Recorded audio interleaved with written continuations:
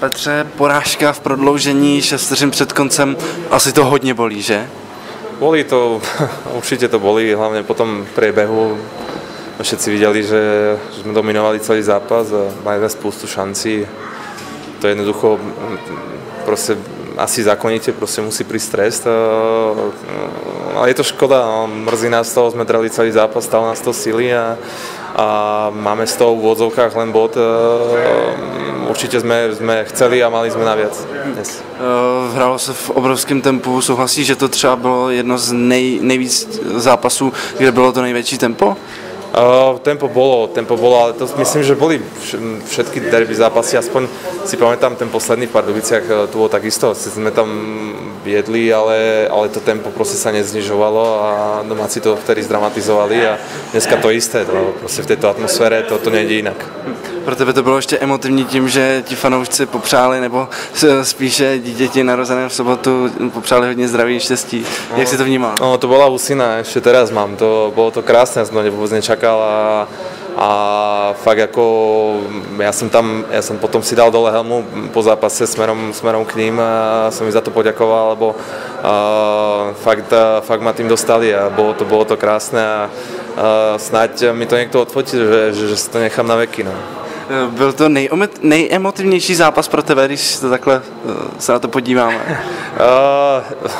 Ťažko povedať, no teraz sa to všetko tak zomlelo, zápasov v podstate je veľa, hráme ob deň a plus ešte malý prišiel na svet, takže je to také emotívne obdobie do toho derby a fakt skvelý zážitok, no. Ako určite na to nezabudnem, aj keď sme prehrali, ale na to, čo pripravili fanúšikovia a celkovo aká tá atmosféra bola a teraz u mňa vo vnútri je, tak to vo mne ostane. Po čtvrté v sezóně bylo vyprodáno na derby. Zažil jsi někdy v životě takovou rivalitu mezi týmy, kde jsi třeba hrál?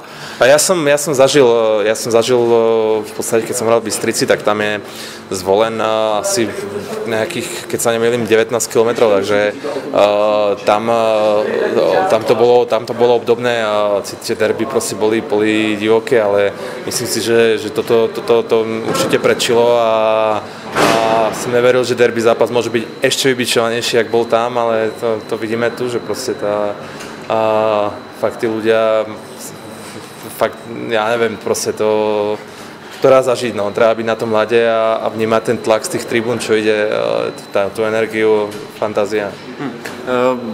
Klidně byste se mohli potkat i ve čtvrtfinále, dovedeš si to představit? Ja už som dostal túto otázku, že je tam taká možnosť zase na druhú stranu ide sa do play-off, čiže predpokladám, že všetky zápasy budú vypredané a budú v podobných atmosférach ako derby, takže jasné pre obidva kraje to bude nejaký plus ešte navyše, že to bude derby v play-off a nebudú tým žiť len fanúšikovia, ale aj ľudia pomimo a dva kraje, ktoré sú blízko, čiže fakt na veľkej ploche veľa ľudí to bude nejakým spôsobom vnímať, sledovať a bolo by to fajn, no prečo ne, my si proste toho supera nevyberieme, to bude Pardubice, tak to bude, si myslím, že ešte o niečo lepšie, ale aj tak to play-off proste bude fantastické, nech sem príde ktokoľvek.